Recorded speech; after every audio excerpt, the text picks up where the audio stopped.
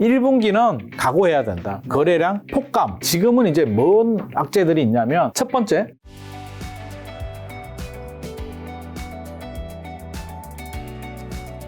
올해 한국 부동산 경제는 한마디로 땡땡땡에 한번 정리 한번 해보준다면요. 최근의 정치적 이슈만 아니라면 물론 정치 이슈도 포함되지만 땅땡땡으로 격리하자면 저는 올해는 계절이었다. 계절이었다요. 꽃피는 봄이 올 때 거래량이 늘어나다가 올여름 좀 더웠죠. 네.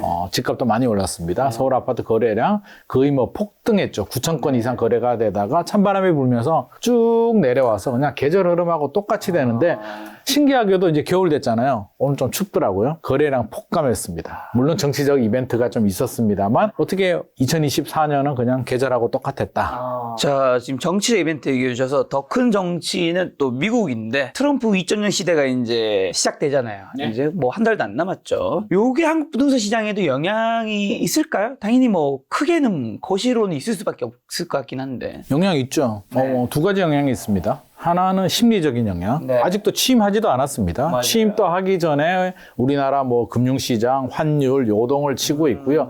아메리카 퍼스트, 미국이 최고잖아요. 맞아요. 비트코인 날라다니고 미국 증시는 날라다니는데 맞아요. 우리나라는 상대적으로 안 좋습니다. 일단 굉장히 걱정되는 부분이 있고 이제 두 가지를 봐야 돼요. 우려. 시작하기도 전에 우려가 하나 있고 실제로 이제 뚜껑을 열었을 때 발생한 파장 이제 두 가지 봐야 되는데 먼저 우려를 살펴보게 되면 아니 왜 걱정하는 거야? 트럼프가 되면? 이라고 생각할 수 있는데 고금리 강달러 이제 많은 분들이 이야기를 합니다. 이제 고금리로 갈 것이다. 달러가 강달러로 갈 것이다. 우려가 있는데 이미 강달러인데 이제 이유를 좀 살펴보게 되면 트럼프 대통령의 주된 경제 정책이라고 한다면 관세 중국 60% 때려버릴 거예요. 그냥 우방국 안 봐줘. 그냥 20% 다 때려버릴 거야. 그냥 미국한테 달려들면 다 때려버릴 거야. 캐나다 총리가 놀래서 그냥 막 달려올 정도로 굉장히 강한 관세 정책이 있고 이제 세금 감면 정책이 있습니다. 우리 미국은 깎아줄 거야. 걱정하지 마. 법인세도 내려줘. 그러니까 미국한테는 굉장히 친화적으로 미국이 아닌 국가는 우방국 적대국 상관없이 굉장히 강한 관세를 때리는데 관세를 부과하게 되면 이제 어떤 문제가 생기느냐인데 일단 기본적으로 우리나라 같이 수출 기업들은 뭐 엄청난 타격을 받겠죠. 현대자동차, 삼성, SK 뭐 수출이 굉장히 둔화될 것 같고 또 기본적으로 생각해야 되는 게 미국 입장에서 보자면 관세를 부과하게 되면 수입 물가가 올라가겠죠. 수입 물가가 올라가면 어떻게 될까요? 미국의 판매 가격이 올라가게 되고 판매 가격이 올라가게 되면 인플레이션이 발생하겠죠. 물가가 오르겠죠. 물가가 오르겠죠. 물가가 오르면 과연 미국이 기준금리를 계속 내릴 수 있을 것인가. 다시 올려야 된다라는 걱정된 부분이 있고 세금 감면도 마찬가지입니다. 감면하게 되면 다시 또 그런 일들이 발생할 수가 있다는 게 걱정되는 부분이에요. 그게 우려입니다. 그래서 아무리 봐도 걱정이 돼. 미리 좀 준비를 해야 되나? 투자 심리가 굉장히 위축이 되겠죠. 우리 2016년에도 트럼프가 됐었는데 그때도 이제 이런 우려가 사실은 있긴 했습니다. 그래서 저는 트럼프 우려는 우리가 지금 시즌 2잖아. 2.0이라고 하는데 1.0 시절을 좀 생각을 해보게 되면 사실 1.0은 우려로 그쳤거든요. 생각 뚜껑 열어보니까 별거 아닌데? 왜? 자, 수입 물가가 올라간다? 수입하는 입장에서 본다면 관세를 부과해서 물가가 올라가게 되면 판매가 미국 경제가 우리보다는 뭐 좋다라고 하지만 수치상으로 좋은 거고 미국 국민들은 사실 지금 살기가 굉장히 팍팍하거든요. 바이든 정부가 왜 패배했을까요? 저는 결국에는 경제라고 생각합니다. 경제. 모든 문제는 경제예요. 곳간에서 임신난다고 국민들이 배가 부르면 사실 크게 불만이 없어요. 정치적으로. 뭐 아주 잘못하지 않는 이상 불만이 없는데 경제가 문제가 되면 이제 불만이 커지게 되는데 미국 물가 못 잡았잖아요. 바이든이.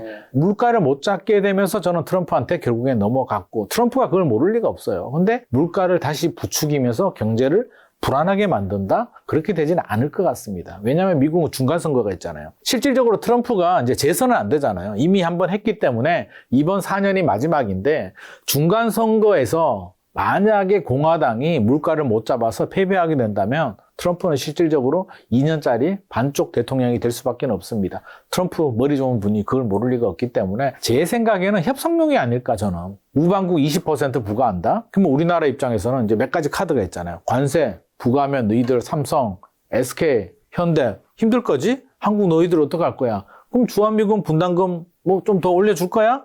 아니면 우리가 미국이 지금 조선 기술이 좀 필요한데 좀 해줘봐. 그러면 우리가 관세 20%는 아니고 한 10%? 협상을 위한 딜 5%? 같은 거죠. 왜냐하면 트럼프는 사업가이기 때문에 그렇죠. 그분 입장에 사업가 관점에서 본다면 저는 모든 게 다 딜이라고 생각합니다. 네. 그래서 보통 제가 김 작가님한테 돈을 빌리고 싶어. 네. 그럼 예를 들어서 1,000만 원 빌리고 싶으면 얼마를 얘기할까요? 한 3,000만 원 좀 빌려주세요라고 하면 안 돼라고 하다가 결국엔 협상으로 1,000만 원으로 가면 3,000보다는 1,000이 낫겠지라는 우리 보통 부동산 또 이제 가격 협상을 그렇게 하거든요. 1,000만 원 깎고 싶으면 2,000만 원을 부르거든요. 2,000만 원 해주세요. 집주인이 거절하다가 그러면 1,000만 원으로 합시다. 그러면 딱 맞아떨어져요. 그래서 이게 협상의 카드일 가능성이 높고 실제로 앞서서 이제 관세를 부과하게 되면 물가가 올라가고 이런 정책들은 1930년대 이후로 실제로 이제 그렇게 맞아떨어지지 않았다고 합니다. 그래서 우려로 그칠 가능성이 저는 높다라고 보는 입장인데 모르죠. 또 뚜껑을 열어봐야겠죠. 그렇죠. 1.0보다 2.0이 더 강하게 나올지 아니면 또 시장 친화적으로 나올지는 일단 지켜봐야 될 것 같습니다. 그래서 일단 우려는 상당히 좀 둔화가 됐는데 최근에 국내 정치 불확실성이 커지게 되면서 트럼프에 대한 우려는 지금 오히려 순위가 2순위로 좀 밀린 듯한 느낌이 제가 볼 때는 좀 살짝 들고 있고 국내 정치 불확실성이 훨씬 더 크기 때문에 일단 당분간은 우리나라 국내는 경제든 주식이든 부동산이든 당분간은 뭐 꽁꽁 얼어붙는 건 불가피할 것 같습니다. 근데 아무래도 트럼프가 사실 이번에 두 번째이다 보니까 본인이 펼치는 정책들을 확실한 건 되게 빠르게 잘 진행될 것 같아. 이전부터. 왜냐하면 일단 해봤고 더 강하죠. 더 강하게. 그 다음에 이제 재선이 없잖아요. 재선도 없고 그러니까 후회 없이 그냥 본인이 하고 싶은 거를 하고 국회도 다 장악했잖아요. 지금 상하이원 다 공화당이고 네, 레드 수입했기 때문에 네. 하고 싶은 대로 우리 트럼프 형 하고 싶은 대로 해 뭐 이렇게 될 수는 있는데 그렇다고 해서 이제 우리가 알고 있는 트럼프에 대한 오해가 있거든요. 언론을 통해서 보면 트럼프 과격하고 정말 이상하고 우리 속된 말로 진짜 크레이지한 거 아니야? 라고 이제 생각을 하는데 단순히 크레이지만 하면 대통령이 될 수는 없죠. 그래서 저는 어떤 생각이 드냐면 미국 국민이 전체가 크레이지가 되지 않는 이상 네. 트럼프를 지지하는 데는 저는 이유가 있다고 봅니다. 그렇죠. 왜냐하면 주로 미국 언론들도 이제 좀 파가 좀 갈려지는데 보수 언론도 있고 진보 언론들도 있는데 우리는 미국 언론을 통해서 국내 언론들도 이제 받아들이고 그걸 통해서 보도가 나갑니다. 네. 그러면 사실상 미국의 진보 언론을 통해서 스피커가 이제 우리 귀에 들어오게 되면서 이제 우리도 그렇게 받아들이는데 제가 왜 이 이야기를 하냐면 올해 대선 결과를 보더라도 비등비등하다고 했거든요. 해리스하고 트럼프가 차이 많이 났죠. 엄청나게 차이가 났습니다. 그리고 2016년도 그랬어요. 힐러리하고 트럼프가 붙었을 때도 비슷해. 힐러리가 이길 거야 라는 언론 메시지를 보게 되면 당연히 힐러리가 이길 줄 알았는데 뚜껑을 열어보니 상대가 되지 않았습니다. 그래서 미국에 계시는 분하고 제가 그때 이제 연락을 좀 하면서 물어보니까 전혀 반대의 얘기를 하더라고요. 니들이 알고 있는 트럼프에 대한 그런 선입견은 틀렸어.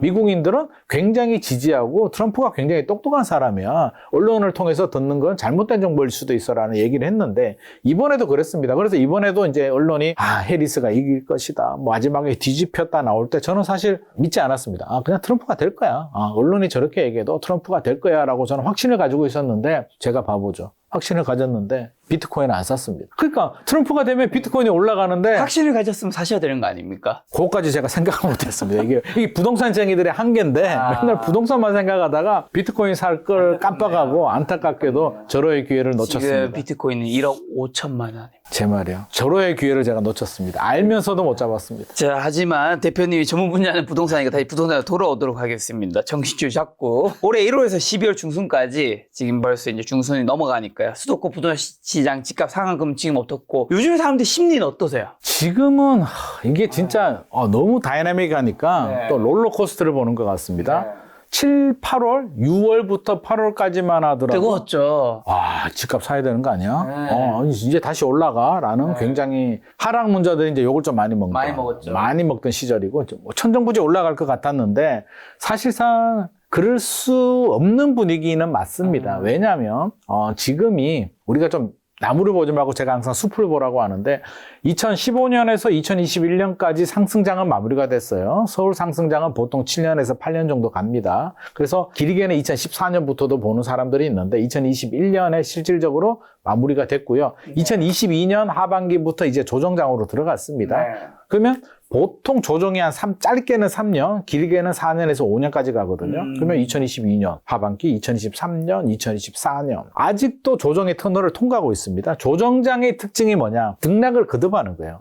조정이 이렇게 보합이 아니고요. 올랐다 내렸다 올랐다 내렸다. 2023년 부동산 시장 흐름을 보면 역시 계절하고 비슷했거든요. 올해가 좀 더 산이 높았을 뿐이지 산하고 비슷합니다. 봄에 거래가 되다가 여름에 좀 더 올라가다가 가을 돼서 꺾였고 2023년, 2024년 또 올라갔다 내려갑니다. 올라갔다 내려가는 게 이제 전형적인 조정의 모양새고, 그러면 올해도 이제 특징이 좀 있었어요. 왜냐하면 신고가들이 나오고 전고점 도달한 아파트들이 이제 막 탄생을 하는데 네. 지역들을 보면 핵심 지역들입니다. 한강벨트, 강남 3구, 용산구, 마포, 성동, 네. 강동구, 동작구까지 네. 핵심 지역들이 전고점 가까이 도달하거나 전고점을 뚫었는데 특징이 뭐냐면 전고점을 뚫잖아요. 거기서 멈춥니다. 수요자들이 이탈이 발생합니다. 물론 압구정, 청담, 반포는 약간 예외. 그거는 그들만의 리그. 우리 뭐 연예인들 중에도 특혜급 연예인들은 여전히 잘 나가잖아요. 네, 뭐 맞아요. 요즘 방송계도 굉장히 힘들다고 요즘에 하는데. 저도 이제 영화나 방송계 관계자분들 아는 분도 있는데 이제 탑 진짜 말씀하신 S에 해당하시는 분들은 문가가 엄청 올랐잖아요. 넷플릭스라든가 이런 것 때문에. 네, 맞습니다. 근데 이제 전체적인 거는 엄청 줄어서 오히려 일이 없대요. 촬영하시는 분들도 옛날보다 일이 너무 적어졌대요. 맞습니다. 지금 부동산 시장도 그런 상황입니다. 올라가는 데만 올라가고 올라가지 않은 데는 이제 수요자들이 이탈을 하는데 서울에 대체적으로 제가 말씀드린 한강벨트 지역을 제외하면 전고점 가까이 도달하지도 못했습니다. 지금 80%, 85%에 머물러 있는 아파트 단지들 상당히 많이 있고요. 네. 우리가 언론을 통해서 뉴스를 통해서 보면 막 전고점 뚫었다고 하는데 그거는 좋은 핵심 지역 한강벨트만 그렇고 한강벨트도 잠실 쪽에 뭐 엘스 리센츠 같은 경우도 전고점 뚫었거든요. 전고점 뚫고 가보면 일단 거래량은 3분의 1 토막이 났고요. 더 이상 수요자들이 따라붙지 않습니다. 그 얘기는 만약에 심리가 더 올라갈 것 같으면 어떨까요? 전고점이 무슨 상관이 있어. 엘스 뭐 리센츠 예를 들면 리센츠가 26억 5천만 원, 존형 84가 전고점이었는데 올 10월이죠. 28억 5천만 원 최고 가격 거래가 됐는데 더 올라갈 것 같으면 너도 나도 28억, 29억, 30억 막 올라가는데 여기서 딱 멈췄습니다. 28억 5천 또 어떤 물건이냐면 로얄동, 로얄층, 한강뷰의 풀 인테리어가 된 가장 좋은 집이 2개인가 거래가 됐고 나머지 26억, 27억은 잘 거래가 되지 않습니다. 왜? 추가 상승에 대한 기대감이 좀 낮기 때문이죠. 네. 이게 조정의 터널을 통과하고 있기 때문에 물론 상승 요인도 있고 하락 요인도 있습니다만 폭발적으로 늘어나지 않을 거야 라는 거는 우리 모두 다 생각을 하고 있습니다. 그래서 지금 또 조정의 터널을 통과하고 있고 여름에 어느 정도 거래량이 올라가면서 전고점 가까이 가니까 수요자들이 이탈되면서 단기 급등에 대한 피로감, 거기에 정부는 대출 규제 들어오죠. 정부 정책은요, 집값이 오버슈팅 되면 무조건 규제 들어옵니다. 언더슈팅이 되면 규제 무조건 풀어요. 진보가 되든 보수가 되든 똑같습니다. 네. 만약에 정권이 바뀌어서 차기 정부가 되더라도 만약에 집값이 폭락한다? 규제 풀고요. 집값이 더 올라간다? 반드시 규제를 합니다. 이런 여러 가지 요인들이 접목이 되면서 가을 찬바람이 불면서 이제 부동산 시장이 꺾였어요. 그래서 작년과 올해는 비슷하게 계절과 비슷한 흐름을 보여줬다라고 정리를 할 수 있습니다. 저 말씀하신 대로 그럼 강남, 상구, 마영성이 많이 올랐죠. 앞으로는 어떻게 보세요? 지금은 진짜 분위기 어때요? 앞으로는 어떻게 보시고 거기는? 12월에 이제 뭐 엄청난 일들이 우리 국내 정치 12월에 뭐 뜻하지 않게 12월에 진짜 거래량이 없을 것 같은데 거의 정치적인 그런 12월은 올스톱입니다. 올스톱. 네. 올스톱인데 물론 12월 통계가 다 잡히진 않았는데 제가 볼 때는 한 5분의 1 토막 정도 날 것 같습니다. 그래서 12월 중순 기준으로 서울 아파트 거래량이 한 269건 정도. 물론 업로딩 되는 때는 조금 더 올라가겠으나 서울이 그래도 10월, 11월은 3,000건대 정도 나왔거든요. 3,000건대 나왔는데 12월 거래량은 제 생각에는 1,000건대. 2023년 1월 올림픽파크 포레온 미계약 나온 그 시점으로 되돌아갈 것 같습니다. 심리는 완전히 꽁꽁 얼어붙었다. 솔직히 이 분위기에서 집 사겠다고 하시는 분이 야 이게 그래서 제가 봤을 때 12월은 좀 빼야 되지 않을까. 왜냐면 이게 계엄령과 탄핵 표결과 이게 누가 이런 상황에서 거래를 하는 게 진짜 이거 이상할 수도 있죠. 이게 진짜 계약한 사람은 아마 가계약금을 넣었거나 어쩔 수 없이 해야 되는 분들인데 아무튼 5분의 1 토막이 났다. 그러면 12월에서 끝나느냐? 저는 그렇게 보지 않습니다. 적어도 2025년 거래량이 계속 1분기까지. 줄어들 것이다. 1분기는 저는 각오해야 된다. 거래량 폭감. 1,000건대 거래량은 1분기는 각오해. 1분기 하면 1월, 2월, 3월입니다. 그래서 1월, 2월, 3월은 마음 편하게 부동산을 하시는 분들도 차라리 그냥 해외여행 가자. 자, 이렇게 서울 아파트 거래량이 급감한 이유는 뭐죠? 비싸기 때문인 건가요? 많이 올랐다? 이게 복합적이죠. 사람 마음은 똑같은 게 올라갈 것 같은 기대감이 있으면 사요. 아무리 비싸도 삽니다. 강남 아파트 뭐 원베일리가 60억 거래가 됐었잖아요. 63억. 맞아요. 국민평수. 네, 물론 여러분 84. 그 한강이 보이고 제가 봤을 때 RR 중에서도 최고 RR일 겁니다. 맞습니다. 안 가봤지만. 네, 맞습니다. 맞는데 아니 돈이 풀려서 그게 100억 간다라는 확신만 있으면 60억 안 살까요? 사죠. 돈 되는 사람들은 삽니다. 사죠. 사는데 지금은 이제 뭔 악재들이 있냐면 첫 번째 집값이 좀 비싸. 2021년 버블이 아직도 제거되지 않았다라는 인식을 우리가 기본적으로 비싼 게 최고의 악재죠. 기본적으로 좀 부담스러워. 거기에 어떻게 돼요? 올 7월, 8월 또 단기 급등을 합니다. 한강벨트 같은 경우 원베일리가 이제 지금 우리가 전용 84가 60억 얘기를 했는데 이게 작년만 하더라도 제일 좋은 게 50억이었거든요. 50억이고 한 2, 3년 전에는 이게 뭐 40억대였는데 이게 1년에 10억 단위로 올라가다 보니 아무리 돈이 있어도 사실 좀 부담스럽죠. 그래서 7, 8월 단기 급등에 대한 피로감이 있고 세 번째는 대출 규제 들어가잖아요. 이게 또 생각보다 좀 영향이 있습니다. 이게 돈줄, 구매 능력을 조여버리는데 그렇죠. 실제로 가진 사람들도 상당히 부담스럽고 없는 사람들도 더 부담스러운데 대출 규제의 직격탄은 사실은 강남 한강벨트가 아니고 수도권 지역이거나 서울 외곽벨트가 더 큰 타격을 받습니다. 제가 최근에 그 노원구에 임장을 다녀왔는데 상계동에 다녀왔는데 부동산 사장님이 굉장한 하소연을 하더라고요. 아니 집값은 강남 집값 한강벨트가 올랐는데 대출 규제를 하니까 노원구가 직격탄을 맞고 있다. 한강 같은 경우는 한강벨트는 이제 누워 있다가 침체가 됐다가 일어서서 막 걸어다니다가 대출 규제를 맞았는데 노원구는 예를 들면 잠자다가 이제 눈 떠서 일어나려고 하는데 한 대 맞고 또 기절을 하는 상황이 지금 발생하고 있습니다. 대출 규제 영향 강력하고요.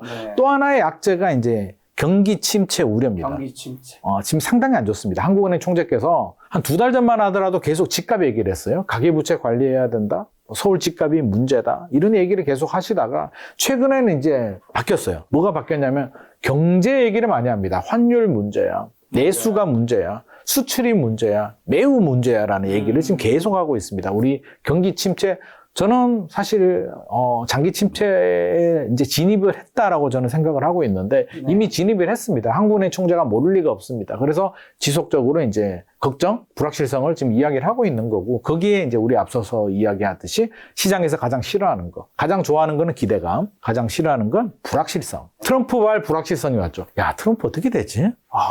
진짜 1.0을 볼 때는 그냥 경고용, 협상용으로 그렇게 할 것 같은데 2.0은 더 강하게 하지 않을까? 도대체 무슨 일이 발생하지? 솔직히 잘 모르겠잖아요. 저도 뭐 100%는 모릅니다. 제가 트럼프가 아닌데 어떻게 알겠습니까? 트럼프도 모를 수 있어요. 트럼프가 더 맞습니다. 김 작가님 말씀 맞아요. 트럼프도 모를 수도 있어. 자고 일어났는데 이것도 한번 해볼까? 뭐 이런 생각이 들 수도 있습니다. 자, 이거 불확실성이죠. 여기에 국내 정치 불확실성까지 더해지죠. 야, 이거 어떻게 되지? 도무지 모르겠네. 지금 국내 정치에 대해서 확실하게 얘기할 수 있는 사람이 누가 있을까요?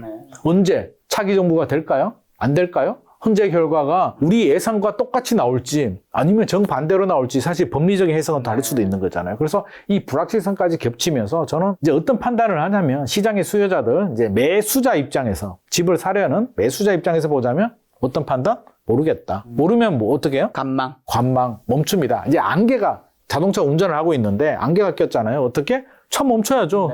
빨리 달리면 어떻게 돼요? 운이 좋으면 빨리 통과할 수는 남들이 멈춰 있을 때 먼저 달려갈 수는 있으나 잘못하면 벼랑으로 떨어집니다. 사고 나죠. 그래서 일단 멈춥니다. 매수자들 멈췄습니다. 그래서 거래가 안 되는 거죠. 집을 팔려는 분들은요. 집주인들도 불안하죠. 불안한데 매물을 내놓는 사람들이 있거든요. 매물이 늘어나요. 근데 얼마에 내놓느냐? 급매로 고점 대비 한 20%, 30% 내려서 내놓을까요? 그러고 싶지는 않습니다. 최근에 한 5% 정도 내놓는 매물들은 이제 조금씩 늘어나고는 있는데 집주인 마음도 똑같죠. 조금이라도 돈을 더 받고 싶죠. 근데 비싸게 못 받는 거는 우리가 알고 있는 사실이기 때문에 실질적으로 이제 합의점, 매도자와 매수자 간의 의견 합의를 봐야 되는데 매수자는 관망이에요. 그러면 가격을 뚝 떨어뜨리면 매수자가 살 수도 있는데 매도자들은 그렇게 뚝 떨어뜨릴 생각까지는 아직 없습니다. 왜? 이러다가 또 넘어가지 않을까? 우리 과거 사례를 보더라도 빨리 넘어가지 않았을까? 트럼프도 그렇고 국내 정치도 그렇고 넘어갈 수 있을 거야라는 희망 회로를 돌리고 있기 때문에 일단 매도자들은 가격을 크게 떨어뜨릴 생각은 없는 것 같습니다. 이렇게 본다면 제가 앞서서 1분기 때 거래가 거의 절벽 상황